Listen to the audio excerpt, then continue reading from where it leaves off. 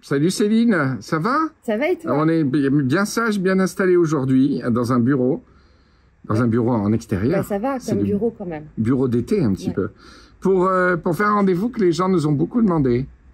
Depuis le début des vlogs et depuis le début de ton compte Instagram. Oui, bah, je reçois beaucoup de questions, donc c'est vrai qu'on a fait, on a demandé à regrouper un petit peu les questions et que j'allais les répondre en vidéo. Tu vas répondre à toutes les questions des gens sur ton Insta. Non, ça va, je les ai vues, franchement, tu peux répondre à toutes les questions. Ouais.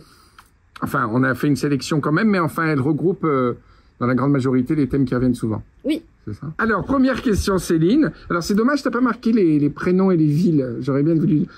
Eh ben, écoute, tu vas devoir les inventer. Ah, bah non, ah, bah, non, si. non, je vais pas me permettre pour les personnes. Ouais. Première question de Claude d'Ajaccio. Comment avez-vous trouvé la maison Mastrorélie? Alors, au début, je me suis demandé si la question concernait comment je l'ai trouvée par agence ou pas par agence. Donc, je vais répondre à cette question clairement.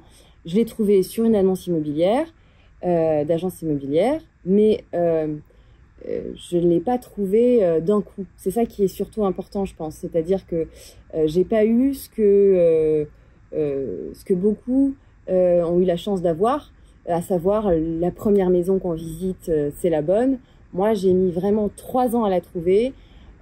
Plusieurs annonces, plusieurs agences, plusieurs visites, plusieurs offres qui tiennent pas, plusieurs crédits refusés. Et celle-là, je l'ai vue sur un site d'agence immobilière. Je me suis rendue devant et dès que je suis rentrée à l'intérieur, je me suis dit, OK, c'est bon, c'est elle.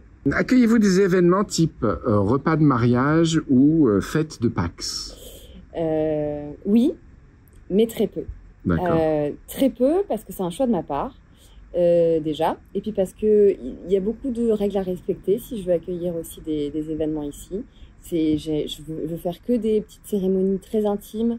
25 personnes, voilà, il faut que ce soit intimiste. Ouais. Et comme ça demande un gros investissement en temps, en amont, pour préparer l'événement, pour que ce soit parfait, ou en tout cas pour faire en sorte que ce soit parfait, je peux pas en accueillir beaucoup. Voilà, donc je préfère en faire 1 ou 2 par an, pas plus, mais les faire bien. D'accord. Troisième question, Stéphane de Montrouge. Est-ce que vous vivez dans la maison à l'année? Non. C'est ma maison, mais ce n'est pas ma résidence principale. Ah. Ouais, c'est ma résidence professionnelle. Ce qui me permet, quelque part, de pouvoir la privatiser, que les gens puissent la privatiser sans que je reste, que je m'accroche dedans avec eux, sans qu'ils m'incrustent. Ouais. Donc voilà, non, je ne vis pas ici à l'année. J'en profite quand elle est libre. Voilà, et dès qu'il y a un petit moment, évidemment, j'y suis. Alors, une question de Romain de Montrouge. Est-ce que vous organisez des stages de cuisine et à quand le livre de recettes de la maison Mastrorélie? Non, j'organise pas des stages de cuisine parce que je me sens pas d'être professeur.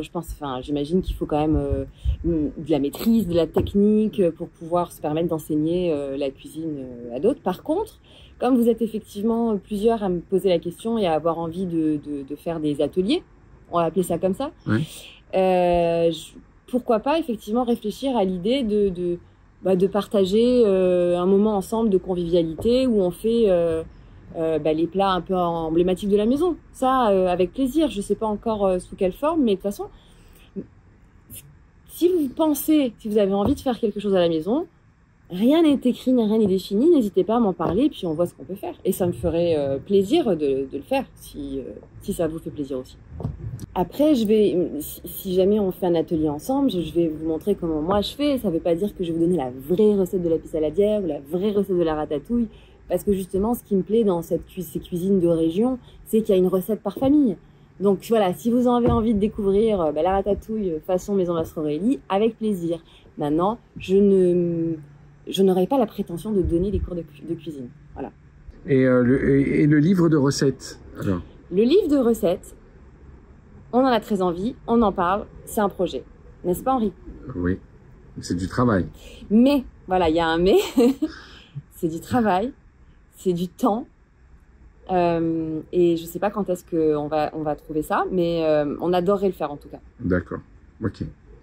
N'hésitez pas à vous manifester si vous regardez ce vlog dans les commentaires, si vous êtes intéressé par un livre de cuisine, parce que Céline ne croit pas aux préadhésions des gens, au crowdfunding, etc. Non, j'aime pas le principe. Ouais, mais enfin, même si on fait pas de crowdfunding, exprimez si vous êtes intéressé par un livre de cuisine Maison Mastrorélie, donnez à Céline l'étendue de votre envie dans les commentaires. Faut dire la vérité, c'est plus d'1 an de travail de faire un livre de recettes, parce qu'il faut attendre 1 an pour que les légumes, les fruits soient de saison, pour pouvoir faire déjà toutes les assiettes. Il faut le rédiger, il faut prendre les photos. Donc c'est du temps, c'est du budget, c'est tout ça. Et si effectivement, au final, c'est pour en vendre 5... Non, mais justement, le crowdfunding sert à ça. C'est qu'en amont, tu as vraiment une idée précise des gens qui s'engagent et tu as déjà un soutien, tu vois, bon, ok, alors matériel. Voilà, mettez un petit commentaire si jamais vous Et si vous mettez pas de commentaire, j'en écrirai des faux. Ne faites pas attention. Alors, une question que je trouve particulièrement un peu tordue, mais Céline l'a bien compris. Tu as préparé une réponse dessus. Parce que t'as pas le droit de dire ça. Non, mais elle mélange 3 choses qui ont pas trop de lien, moi. Mais on critique pas les questions qui sont posées. Mais je critique pas la personne, je critique la question de la personne. La question de Céline de Biarritz. Aviez-vous d'autres maisons avant? Ou avez-vous suivi une formation cuisine? Ou est-ce une reconversion? Bon, bah, c'est une question qui se tient. Bah, entre la formation cuisine et avez-vous eu d'autres maisons avant? Bah, aujourd'hui, dans mon activité, j'ai une maison, je fais de la cuisine. Est-ce qu'avant, je faisais tout ça? D'accord. Moi, je le comprends comme ça. Céline de Biarritz, je pense, me contredira D'accord. pas. Solidarité entre Céline. Voilà. Donc, c'est une reconversion. Oui, je faisais absolument pas ce métier. J'avais pas d'autres maisons avant. Et non, je n'ai pas suivi une formation de cuisine. J'ai pas fait d'école, des choses comme ça. Les deux sont une passion. Et en fait, j'ai fait une maison que j'avais envie de trouver, moi en tant que cliente. J'ai fait de la cuisine, ou je fais de la cuisine, que j'ai envie de manger, moi en tant que cliente. En fait, tu es ta première cible. Oui, c'est-à-dire que je fais les choses comme j'aurais envie de les trouver en tant que cliente. Donc, j'ai pas eu besoin de suivre une formation pour ça, j'ai juste eu besoin de suivre mes envies. Et ça, c'est assez fondateur de tout ce que tu fais, je trouve. C'est-à-dire que tu te projettes toujours en train de consommer ce que tu proposes, quoi. Oui, je suis toujours ma cible numéro 1. Et comme bah, je n'ai rien, quelque part, je n'ai rien de singulier. C'est-à-dire qu'on se ressemble tous. Il y a des gens qui, bah, forcément, ça plaît aussi à plusieurs personnes. D'accord. Et si tu regardais ce vlog FAQ, là, t'en penserais quoi à ce moment-là de la vidéo? Que c'est beaucoup trop orange sur le t-shirt. Alors, une question très, très spécifique de Florent de Biarritz. La Corse et Biarritz. Non, il y a eu Montrouge aussi. Ah oui, il y a eu Montrouge. Quel matériau avez-vous utilisé pour vos salles de bain? Est-ce du béton ciré? Non, mais ça, c'est vraiment une question qui revient souvent, voire tout le temps. Je crois que c'est la question la plus posée. D'accord. C'est pas du béton ciré, c'est de la résine et ça s'appelle Keracol, c'est une marque. Donc ça permet effectivement l'aspect d'un béton ciré mais en beaucoup plus lisse. Voilà, j'en suis contente, c'est bien. On me pose souvent la question de savoir s'il vaut mieux poser ça ou du béton ciré. J'ai envie de vous dire, c'est une question de goût. Moi, je voulais quelque chose de très peu texturé. Et le Keracol permet une uniformité. En plus, il a un côté... Et surtout, il y avait la possibilité avec cette résine d'avoir une uniformité entre les murs, les plans de travail et le sol. Même si les trois ne sont pas en résine, c'est toujours du Keracol, mais au sol, vous avez une résine. Sur les plans de travail, c'est une peinture étanche. Et sur les murs, c'est une peinture. Avez-vous une peinture dans vos piscines? Si oui, quelle teinte et quelle marque? Alors, oui, c'est une peinture époxy. D'accord. Le ton, je crois que c'est 10-13. Le RAL? Le RAL. D'accord. Le RAL 10-13. Et voilà. Alors, une autre question, Céline, de Romain, de Roubaix. Dans votre activité, qu'est-ce que vous préférez le plus et le moins? Alors, le plus, je crois que c'est les finitions. D'accord.